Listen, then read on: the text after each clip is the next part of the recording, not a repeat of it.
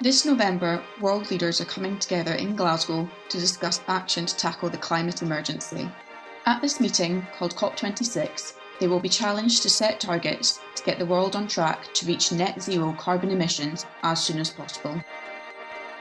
Global warming has become an urgent problem. The emissions from using fossil fuels in our economy and our lifestyles are driving dangerous changes to the climate. We're already seeing the consequences of this around the world. Coastal and island communities in the Pacific are having to relocate due to sea levels rising.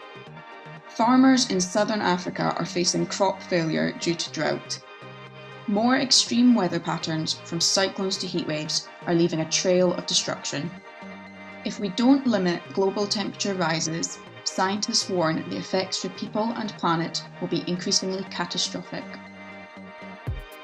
As world leaders prepare to meet in November, we want to send them a really clear message about the need to act together with urgency to address this problem.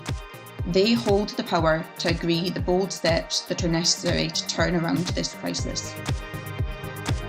As Christians, we believe that God has entrusted creation to our care. It is a gift that should enable all life to flourish. People, plants, animals, earth, sea and sky. Loving our neighbours includes our siblings around the world and future generations. In the context of climate crisis, caring for creation and loving our neighbours involves living responsibly, acting for the common good, and challenging injustice. It also involves speaking up, to call on our leaders to rise to this moment and look beyond short-term interests to protect the future of the planet. The United Kingdom has a particularly important role to play as it holds the presidency of COP26. We need the government to lead courageously, ensure the voices of communities on the climate frontline are heard, and encourage coordinated action at the COP. This would mean countries making more ambitious commitments to carbon reduction, as well as agreeing to stop subsidising the harmful production of fossil fuels.